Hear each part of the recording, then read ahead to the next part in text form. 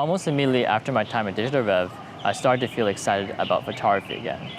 Funnily enough, this was something that Locke warned me about the second I joined the company, that doing something, work-related with your passion would take away that passion and, turn into a job, right? So, I was tired about thinking about what clickbait to write next or how to make our videos funny. And lastly, I was just tired about cameras and gear. I know, it's hard to be sympathetic when a brand new camera, fresh out of the factory, lands on my desk with a dull thud. And, I'm bored of it. But, well, that's just how it was. And it reminds me of something that one of my favorite photographers, Richard Avedon, once said. He said that, "I hate cameras. They interfere, they're in the way. In a way, I wish I could work with my eyes only." Without being as noble or as idealistic as that, I get what he means. A camera is a loaded gun. It's something that always changes the scene or the people you're about to photograph. So how can we minimize the effect of the camera while getting the best possible images? In my mind, there are three things. First is visualizing the final image so that you almost don't need the camera to do any framing. The second, and this is also linked to the first one, is getting so familiar with your gear that you don't have to think about the gear or the camera in hand. And the third is preparation and a good crew to minimize all the variables, just getting the right amount of unpredictability. Today, we're not going to be reviewing the Mamiya 6. What we'll do today is take a look at Avedon's philosophies about photography, such as how to remove this camera from the equation, and also how much of ourselves are in our photography.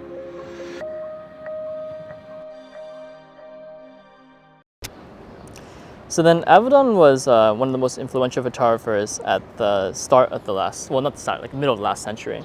And then he kind of changed fashion photography in a pretty influential way.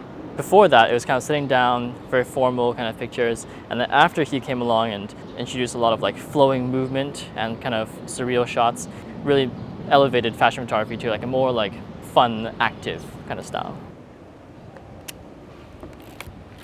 Okay, are you getting dizzy now? Okay, first you're straight and then yeah. Oh, okay. So we'll get that movement there. Okay. Okay, 1, 2, 3. So right now we're visualizing the next shot, and then how you can do that, I guess, without an LCD or something is basically I've used this 50 and Mamiya 6 combination for a long time, and then the viewfinder is just it's like a perfect square. So then when I'm looking around, I'm looking for squares and how composition works with squares, which is quite different from the 35mm ones. It's good. The wind is a blessing, yeah. Oh yeah, yeah, it's good. Okay. Yeah, this avenue is nice. When it clears out, the kind of look that Avedon had was his look. And then it's funny because photographs, everyone can buy the same gear, but photos all look different. Gear does play a small difference, but I guess what's important, if we go back to the part of minimizing the impact of the gear, is that we don't want to let the gear look dominate the picture. Hopefully the pictures will be able to capture the background, so then when we use a wide-angle lens, you can't be as lazy because you can't just blur out the background, right? You also have to take care of what's in there and what the model is in front. You can't just focus just on the face. These two are interesting examples to me in terms of motion. For this picture, we asked Sofia to force the motion, and as a result, it looks quite unnatural. In this one, however, the slight downturn of the angle and the flow of her dress makes it seem like she's charging forward, which she is. One of my favorite Avedon photos is of this woman jumping across the street with an umbrella. And then I love that he managed to capture a certain kind of magic in that movement. She, the model or the woman has poise, she's very elegant, and it's just very surreal. So as we were just trying it now, it's I'm just trying this out. It's actually really difficult. She had really perfect pointy feet. In the end, I think it's pretty safe to say that I failed in some shots. I had a really hard time replicating the separation between background and subject for the umbrella moment and needed a much cleaner space, as well as a faster, longer focal length.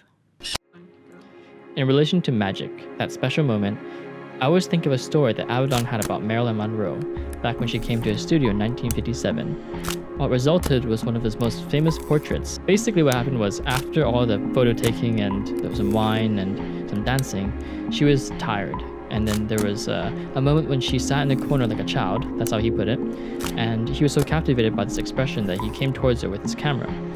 So the question is, did Avedon create this image by waiting for the inevitable drop, or is the image a true representation of Marilyn Monroe? Well, let me know what you guys think. So Sofia did a lot of commercial shoots in Sweden. Well, they told me to think of toothpaste as the most exciting thing in the world, and So toothpaste is the most exciting thing. Yeah, Okay. and I was supposed to be really happy. There were 7 super serious people just staring at me. So that was really awkward, really awkward. Avedon shot up until his death in 2004, and sometime before that, looking back, he said, "Sometimes I think all my pictures are just pictures of me." Personally, I don't know if I can see that in his images, but then again, I didn't know the guy. It seems so logical, and then again, when you're shooting someone else's portrait, one might kind of think, can I really see myself in that? It's a pretty good point that he made. Maybe he could see himself because his style was so clear, because he was such a master. If you can't see yourself, perhaps it's time to take a step back and think, how can I make this picture more of me? Now, we've reached almost a saturation of photography, so that for some people, all their pictures are literally pictures of themselves, just selfies.